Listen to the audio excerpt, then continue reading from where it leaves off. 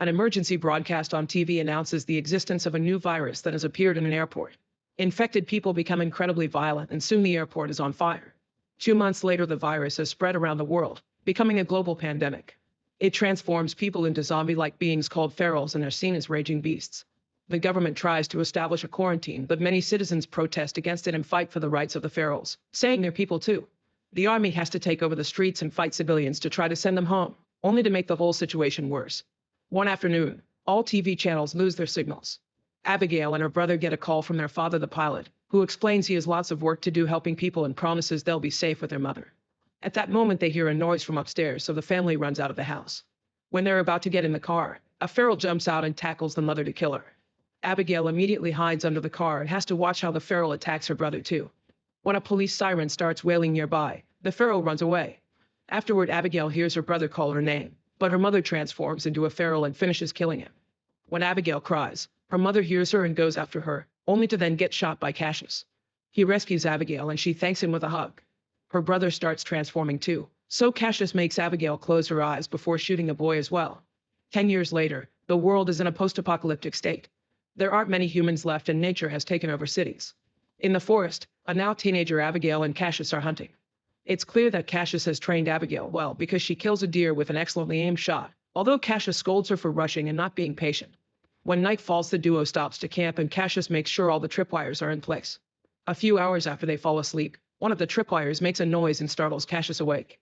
He comes out of the tent to investigate and finds some fuzz stuck in the wire. Then he hears some noises nearby, so he rushes to keep the horses calm and takes out his gun just in time to shoot an incoming feral. This was probably a scout sent by the horde, so Cassius wakes Abigail to leave. For the next few days, the duo keeps traveling, and whenever they stop to let the horse rest, Cassius continues training Abigail. One afternoon, they stop riding when they see a car nearby and quickly take their guns out. They see a man shooting down a feral while a second creature approaches him from behind. Abigail wants to help him, but she shoots too quickly and the bullet hits him together with the incoming feral. The creature in the car comes out to eat and Cassius has to bring it down. Afterward, Abigail searches the car for supplies and Cassius finishes the poor man with a machete before taking his shoes. A radio in the car tries to contact the driver and Abigail wants to warn them about the feral horde in the area, but Cassius tells her to ignore it. At that moment, more cars show up and a group of survivors surround them with weapons. They check the dead guy's body and see a human killed him, so they assume the duo did it just to rob him. When the leader threatens to kill them, Cassius and Abigail attack the two nearest people and knock them down to steal their weapons. Things are tense as both sides point at each other, so a pregnant woman named Megan comes out of a car to try to calm them down. At that moment, the horses make some distressed noises and a feral horde appears around them. Everyone immediately opens fire, killing as many ferals as possible to try to keep them away. There are too many of them, so they still manage to get close and Cassius and Abigail have to use their blades too, fighting them hand to hand. However, the other survivors are only good with guns, so soon the ferals start killing them one by one. A woman gets a Molotov bomb ready but is attacked by a feral, so it falls on a car and causes a small explosion that throws Cassius back. One of the survivors gets bitten, so he tries to self-delete, but he's run out of bullets and transforms instead. The leader is grabbed by a particularly big feral and slowly beaten to death. Megan's husband David is also tackled by a feral, but he manages to kick it off. Abigail helps the couple get in a car and Cassius kills a few more creatures before joining them. When they take off, there's a feral on the car roof, so Cassius stops the vehicle rather suddenly to make it fall. Abigail uses the chance to grab their things before they finally escape. The big feral notices that they killed his girlfriend and roars in fury. Once they're on the road, Abigail checks their ammo and notices they've lost most of it. Megan explains they were traveling to a colony on the riverside and that she's in her 35th week, so the baby will be here soon. However, Abigail and Cassius think searching for colonies isn't worth it. They've already seen a bunch of them and they never survive. Suddenly, the car stops and the group discovers the engine is dead, so they have no choice but to continue on foot. Moments later, the group makes it to an abandoned town and agrees to spend the night there. They search a building to make sure there aren't ferals around and make camp. Megan offers to share her food, but Cassius and Abigail only eat what they hunt to avoid the infection. The couple explains they talked to the colony on the radio, so they know they have plenty of supplies and doctors. It's a week's travel to reach it, meaning the risk is high.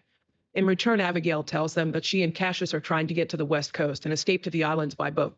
After Cassius sets up the tripwires outside, he takes out a map and tells the couple what path to take to reach the colony. However, he refuses to go with them, saying the horde will come back for revenge. Abigail talks to Cassius in private, insisting that they should help the couple and that maybe this colony will be different. An argument ensues, yet Cassius still refuses to help. In the middle of the night, the horde finds the broken car and follows the road to town. Meanwhile, the men can't sleep, so Cassius shows David that he always has a bullet saved in his pocket in case he's bitten. The only thing David has is a cigarette and a twisted ankle. They chat for a while and end up bonding, so Cassius agrees to help them reach the colony. The next morning, Abigail hears a noise and goes downstairs to investigate. A feral suddenly attacks her and makes her drop her gun, but Abigail can still kill him quickly with her machete. A second feral starts chasing her up the stairs, and Abigail uses the broken window to throw the creature out of the building. She almost falls too, but Cassius catches her just in time. By the time the horde reaches the building, the group is already gone. A feral trips on the wire and causes a small explosion that kills him. Sometime later, Abigail recognizes the area there and remembers there's a civil airport nearby where her father had a small plane. Cassius wants to keep moving and thinks an airport would make it easy for the horde to corner them, not to mention all planes are probably gone. However, Abigail and the couple vote in favor of going there, so Cassius has no choice but to follow them. After walking for a while, they find an old building and a car with a man that was shot recently. Cassius tells Abigail to check the building for supplies, but refuses to actually stop to rest since he thinks they aren't alone. Abigail only finds some coffee and doesn't see the family hiding in one of the rooms. Cassius checks the trunk of the car and finds a wheelchair, so they use it to transport Megan. After the group leaves, the horde finds the building and completely massacres the family in a matter of seconds. When they finally make it to the airport, there are no planes around. David and Cassius begin arguing about how to proceed, but Abigail interrupts them when she finds her father's hangar. Fortunately, there's a plane inside and David has the mechanical knowledge needed to fix it. While he works, Cassius and Abigail search the building. Abigail finds a picture of her with her dad on the floor and puts it back on the wall. At that moment, the horde arrives, so the group rushes to get on the plane even though it isn't ready yet. Cassius opens fire to slow the horde down and David moves the propeller manually to help the plane start. Abigail's knowledge of flying is vague and the plane is going slow, so the horde is getting too close. Thankfully, she finds the right button soon and the plane begins gaining speed. A feral still manages to hang on the door and Cassius has to shoot it to make it fall. Then the plane takes off and the group gets to escape. However, they only fly around for a few moments before the plane starts failing and going down. Abigail tries to land it, but the plane crashes against a bunch of trees and falls to the ground. Luckily, it lands on its wheels and everyone survives with just a few wounds. There's a train station nearby, so after making sure it's empty, they decide to rest there. Cassius opens the map and discovers it'll take them 2 days to reach the colony, so they'll leave first thing in the morning. Abigail counts their ammo and notices there isn't much left. Megan and Cassius share some food and Cassius admits she reminds him of his wife. He reveals he had to kill her infected family and that later she self-deleted because she couldn't take it anymore. Cassius also shares the story of a kid in his hometown who got bitten. Since the wound didn't hit an artery, it took him a couple of days to totally transform. Meanwhile, David finds a private spot to check on his ankle, revealing it's not twisted. The wound is actually a bite and David knows he should self-delete, so he holds up the gun, but he can't bring himself to do it. The next day, the group keeps moving. As they walk under the strong sun, David feels rather sick and Cassius notices blood on his leg. He waits until the women are far ahead to push David against a tree and look at his ankle to confirm his suspicion. Cassius gives him the option to tell everyone on his own terms, but if he doesn't do it soon, he'll shoot him. In the evening, the group finds a house with the lights on. When they come closer, a voice asks them what they want. Cassius thinks it's too dangerous, but Abigail approaches the house and explains they need help, swearing they mean no harm and mentioning a pregnant woman. Norton opens the door and holds them at gunpoint as he asks them to leave all their weapons in the chest outside.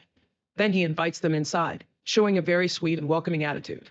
Cassius points out the house's power and Norton explains he's an engineer, so he's built a few devices that provide electricity and hot water. He also mentions a wife but ignores Megan when she asks where she is. Norton shares his bread and vegetables with them and Abigail is happy to take a shower. Cassius can finally connect his laptop and look at old pictures, revealing his wife had been pregnant before the pandemic. When he checks on Megan, she admits she's scared because she hasn't felt the baby moving since they arrived at this house. She makes Cassius promise that if something happens to her, he'll protect her child. Afterward, Norton shares a drink with everyone and explains he's lived there for 20 years, but his wife isn't around anymore. He's heard about the colony on the radio but isn't interested in joining them because he likes being alone. Then Norton begins ranting about people being too obsessed with going back to the old ways and how humanity deserved the pandemic because they destroyed the planet and their ethics. He even compares the virus to evolution, saying only the strong people have survived. Cassius notices a strange knife on a table, but Norton takes it away. Feeling sicker by the second, David rushes to the bathroom and notices the infection spreading. When he comes out, he discovers his friends are unconscious because the drinks were spiked by Norton, who has put on a lab coat and is holding a strange machine. He can tell David is infected and activates the machine, which makes a noise that causes David to collapse in pain. Norton explains the device is like a dog whistle that only works on the infected before David passes out. Meanwhile, the horde has found the train station and continues their search. Moments later, David wakes up to discover the whole group has been tied up in the basement.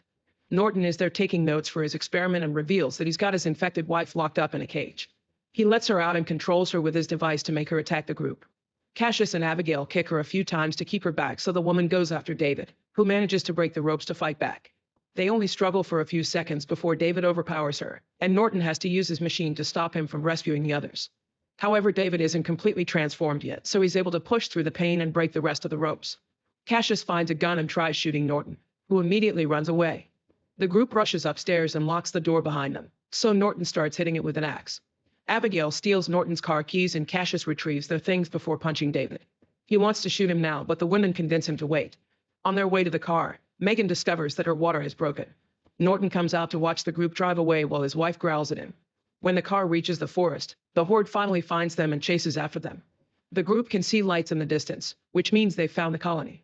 They try driving as fast as possible, but unfortunately the road is blocked by a tree and they must continue on foot.